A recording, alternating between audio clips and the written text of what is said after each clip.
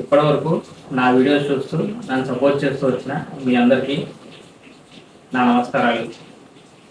Hi friends, నేను మీ Mahesh and welcome back to my channel SS astrology. మనం previous వీడియోలో కుజగ్రహం 12వ భావం ఉంటే ఏ విధంగా పనిచేస్తాడు అనే విషయాన్ని అయితే చూసాం. ఇప్పుడు ఈ వీడియోలో మనం ఈ గురుగ్రహ సిరీస్లో సప్తమ స్థానంలో గురుగ్రహం ఉంటే ఆయన ఏ విధంగా పనిచేస్తాడు అనే విషయాన్ని మనం తెలుసుకుందాం. ఈ వీడియోలో ముందుగా ఈ సప్తమ స్థానాన్ని మనం ఒక కేంద్ర స్థానంగా తీసుకుంటాము. ఇక ఈ గురుగ్రహం ఒక సహజంగా శుభత్వం పొందిన గ్రహం కాబట్టి ఇలాంటి సహజంగా శుభత్వం పొందిన గ్రహాలు ఈ విధంగా 7వ స్థానం ఉండడం అనేది బేసికల్గా అయితే చాలా మంచి కాంబినేషనే. కానీ శనిపాద లగ్నాల వారికి ఈ గురుగ్రహం పాపగ్రహం అవుతుంది కాబట్టి వారి కనుక సప్తమ స్థానంలో గురుగ్రహం కనుక ఉన్నట్లయితే వచ్చే ఫలితాలు అనేవి నెగిటివ్ ఉండేదానికి అవకాశాలు ఉంటాయి. అలా కాకుండా గురుపాద లగ్నాల వారికి కనుక ఈ కాంబినేషన్ అనేది ఎటువంటి ఎఫెక్షన్ లేకుండా ఫామ్ అయినట్లయితే ఎక్కువ శాతం వచ్చే ఫలితాలు అనేవి పాజిటివ్గా ఉంటాయి అన్నమాట.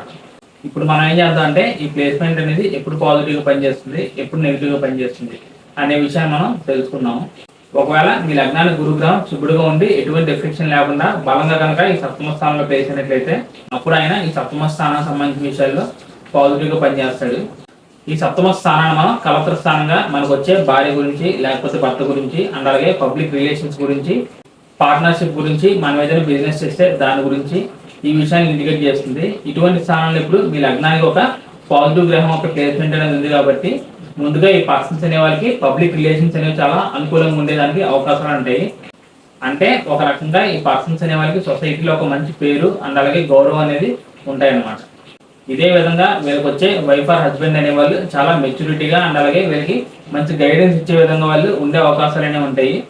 సప్తమాధిపతి కూడా ఇదే విధంగా బలంగా ఎటువంటి ఎఫెక్షన్కి గురి కాకుండా ఉన్నట్లయితే ఖచ్చితంగా ఈ పర్సన్స్ అనే వాళ్ళకి అనుకూలమైన వైవాహిక జీవితం అనేది ఉంటుంది.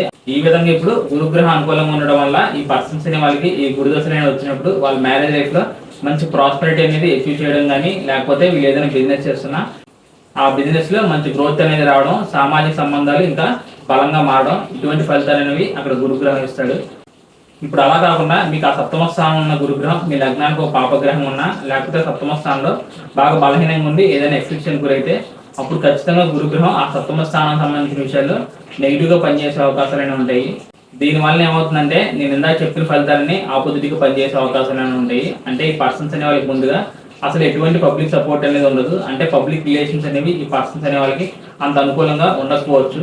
ఈ విధంగా పబ్లిక్ రిలేషన్స్ ఇండికేట్ చేసే ఈ 7th హౌస్ లో ఒక సహజంగా శుభత్వం పొందిన ఈ గురుగ్రహం ఎవరికైనా పాపగ్రహంగా కనుక ఉన్నట్లయితే వాళ్ళకి ఓన్లీ పబ్లిక్ రిలేషన్స్ మాత్రమే కాదు, వాళ్ళ సొంత రిలేటివ్స్ తో కూడా కనెక్షన్స్ అనేవి కోల్పోయే అవకాశాలు ఉంటాయి.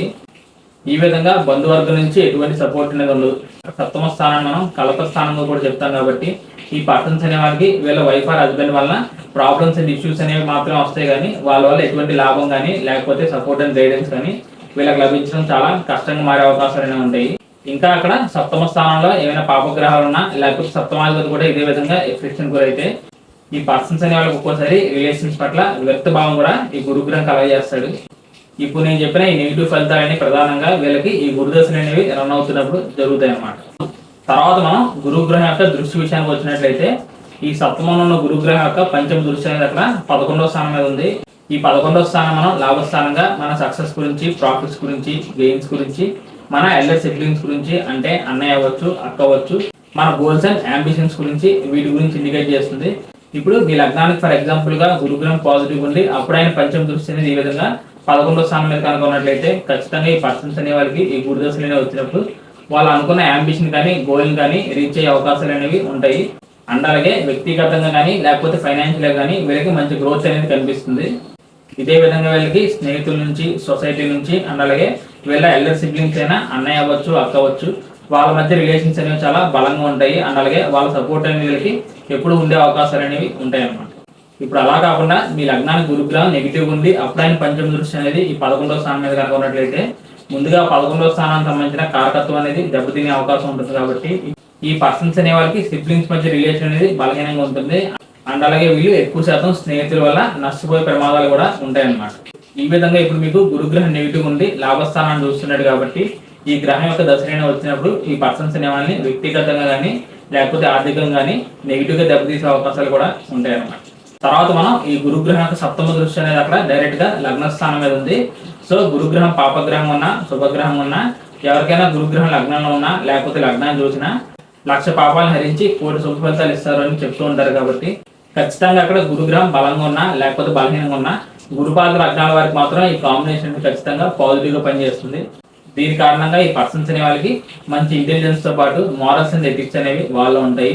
అలా కాకుండా ఇప్పుడు శనిపాద లగ్నాల వారికి ఈ కాంబినేషన్ ఉండి అక్కడ గురుగ్రహం యొక్క దృష్టి అనేది ఈ విధంగా లగ్న స్థానంలో ఉంది కాబట్టి ఆయన లక్ష పాపాలు హరించి కోటి శుభ ఫలితాలు అయితే ఇస్తాడో లేదో నేనైతే చెప్పలేను. కానీ ఇక్కడ గురుగ్రహం పాపగ్రహం ఉంటూ మీ లగ్నాన్ని చూస్తున్నాడు కాబట్టి ఖచ్చితంగా ఈ గురుదశలు వచ్చినప్పుడు ఈ పర్సన్స్ అనే వాళ్ళని శారీరకంగా కానీ లేకపోతే మానసికంగా కానీ ఇబ్బంది గురి చేసే అవకాశాలు అనేవి ఉంటాయన్నమాట.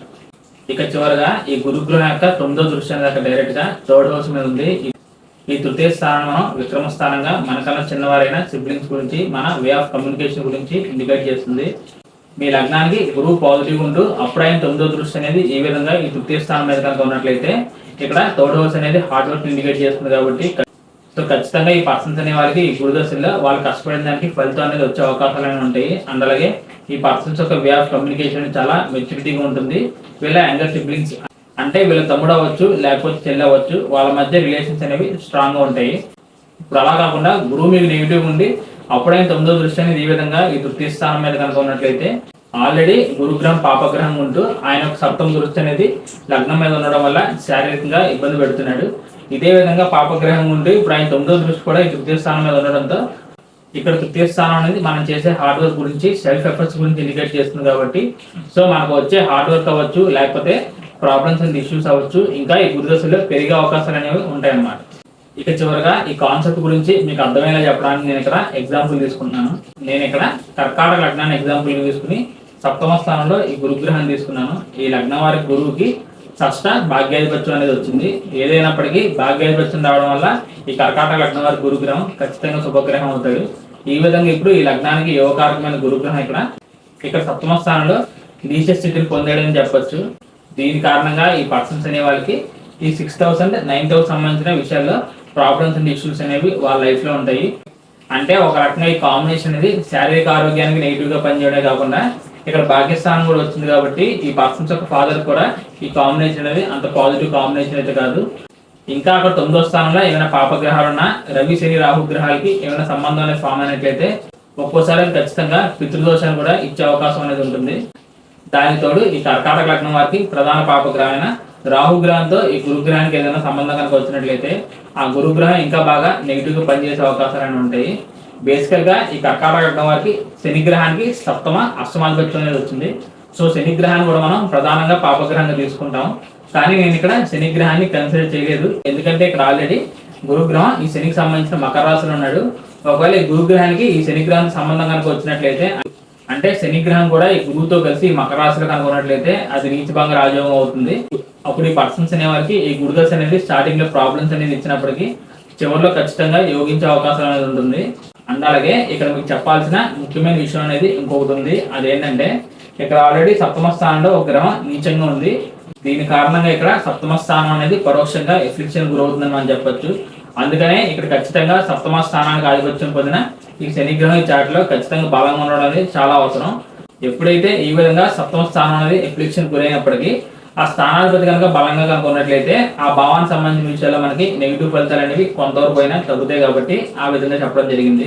ఇందాక చెప్పిన విధంగా నీచభంగ రాజయోగాలు అనేవి లేనప్పటికీ ఈ కర్కాటక లగ్నం వారికి శుభగ్రహాలైన చంద్ర కుజగ్రహాలకు సంబంధం అనేది ఈ గురుగ్రహానికి వచ్చినట్లయితే అప్పుడు ఈ గురుగ్రహానికి శుభదృష్టి అనేది కలగడం వల్ల కొంతైనా బలంగా పనిచేసే అవకాశం అనేది ఉంటుందన్నమాట. ఇంకా మనం ఈ కాన్సెప్ట్ గురించి డెప్త్ గా అనాలిసిస్ అనేది చేయాలంటే ఇక్కడ గురుగ్రహం ఎన్ని డిగ్రీల దగ్గర ఉన్నాడు, ఏ గ్రహాలతో కలిసాడు, ఇంకా ఈ చార్ట్ లో ఏ గ్రహాలను చూస్తున్నాడు, మిగిలిన గ్రహాలు ఈ గురుగ్రహాన్ని ఏ విధంగా ప్రభావితం చేస్తున్నాయి, నవాంశలు ఎలా ఉన్నాడు, అండ్ అలాగే ఈ పర్సన్స్ అనే వాళ్ళకి ఈ గురుదశలు అనేవి ఎప్పుడు వచ్చినాయి అని ఈ విధంగా మనం కంప్లీట్ గా అనాలిసిస్ అనేది చేసిన తర్వాత మాత్రమే ఏ లగ్నం వారికైనా గురుగ్రహం అటు పాజిటివ్ గా పనిచేస్తాడా ఇటు నెగిటివ్ గా పనిచేస్తాడా అనే విషయాన్ని అయితే మనం ఫైనలైజ్ అనేది చేయాలి. సో నేనైతే ఈ కాన్సెప్ట్ గురించి మీతో అన్ని విషయాలు డిస్కస్ చేశానని అనుకున్నాను. ఇంకా మీకు ఏదైనా డౌట్స్ అనేవి క్రియేట్ అయితే తప్పకుండా మీరు కమెంట్ చేయండి, నేను దానికి రెస్పాండ్ అయ్యే ప్రయత్నం అయితే చేస్తాను. So thank you friends, thank you for watching my video and thank you so much for your time.